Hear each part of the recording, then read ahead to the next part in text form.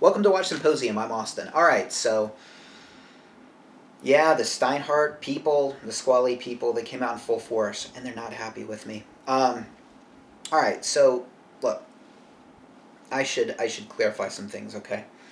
Um, First of all, a lot of the times, when I talk about watches, I do it really from my perspective, and so when I call something a piece of shit, right? Um, it's a bit of hyperbole going on there, okay?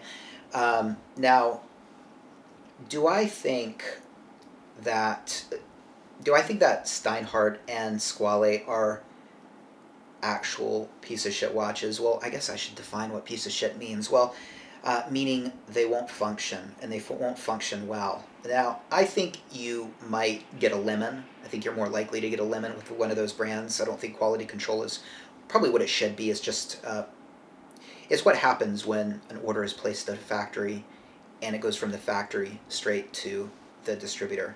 Lemons will get in there, and but you'll probably be okay. Um,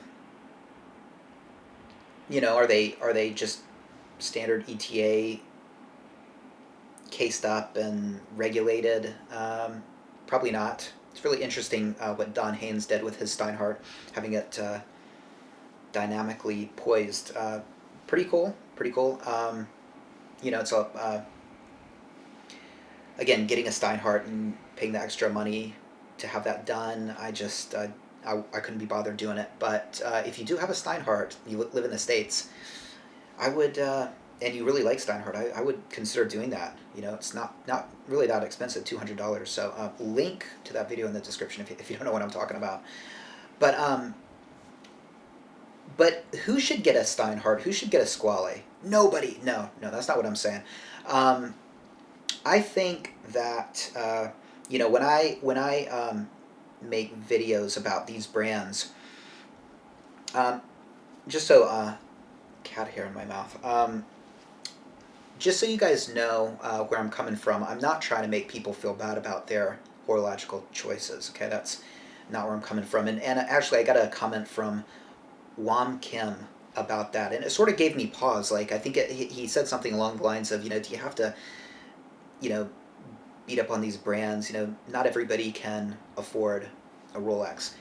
And I thought, yeah, that's I I understood what he was talking about, and like the last thing I want is to make people sad.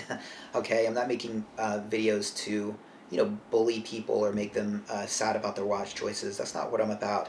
Um, but uh, but I guess I'm assuming that people are on the same wavelength as I am in the sense that they want a really good watch, and I think some people, they kind of tell themselves that a Steinhart is more or less just as good as a Rolex, and considering the price of a Rolex, there is real value in a Steinhart, and that might be true. That might be true if you're talking $500.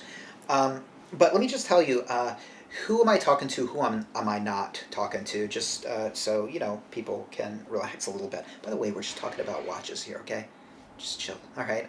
Not talking about your family. Not talking about your kids. Just watches. That's it. But it's great that people are passionate about their choices, and so I do. I am entertained, and I do respect the passion that people bring in the comment section. But who am I talking to? Who am I not? Well, if you have a couple Rolexes and you're thinking of getting, say, a Steinhart for a beater, look, you know about watches. You know what you're doing. Okay, I'm not talking to that person. Okay, I think they can they are aware of what they're doing.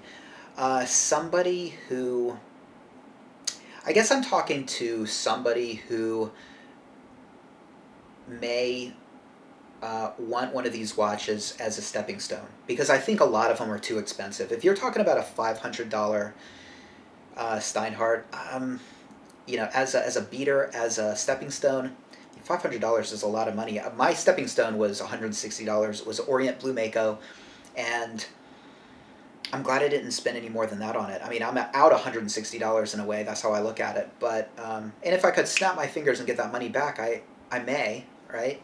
If it was $500, look, I don't wear that watch anymore. And if it was a Steinhart, it would be sitting in a drawer somewhere. I would never wear it. So I definitely wish I would have the $500 if it was that.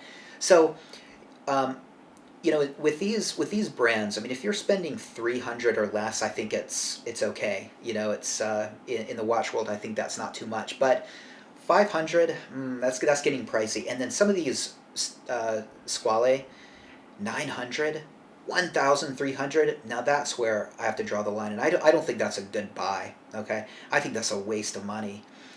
If it's a stepping stone, that's too expensive. Okay, you got to get a Vostok, okay? Get a $160 Orient. That $1,300. Look, I mean, you spend it on that watch. I mean, that's $1,000 that doesn't go in the Rolex fund. Okay, so I would really, um, if I had a friend and he had together, $1,500, and he thought, well, I just really want a good watch now, and I'll keep saving up for the Rolex. I just can't do it now. I really want to watch now. I said, don't do it. Don't do it. Just get a Vostok, okay? You're gonna spend a lot of money on a watch that in a couple years you're probably not gonna wear much. Okay, if you're going down the road of, you know, real nice watches. Okay, Rolex and Omega and JLC and Patek, any of those. Okay, so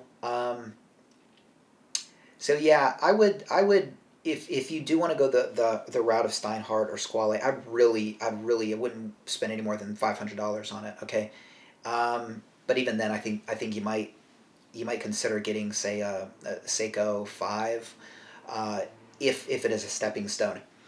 All right, and let me just finish by saying this, and this is sort of for everybody else. Okay, if you like those brands and they just do it for you, right, and you like that $1,300 Squale and you don't want a Rolex, um, then you should get the watch. Okay, now I wouldn't do it. Okay, I wouldn't do it, but if you like it, right, and that Squale is to you what the no date sub is to me, hey, it's your watch. I mean, and it's your money, and I support you. I support you. I think you could do better, but I'm not gonna, you know, I want you to be happy. I want you to get what you want. So anyway, that's sort of these, when I make these videos where I appear to be ragging on these brands. It's just I want people to think about what they're doing before they spend $1,300 on a watch. Okay, hey, when I spent $160 on my Orient, I thought I might be an Orient man. I mean, I thought, it's enough for me, and I realized really quickly that it's not. That I really wanted something um, better, and it was a lesson that only cost $160. Okay, if it had been 1,300, man, I'd be regretting it right now. Okay, so anyway, just sort of a follow up video to some of those other videos. Take care. See you next time.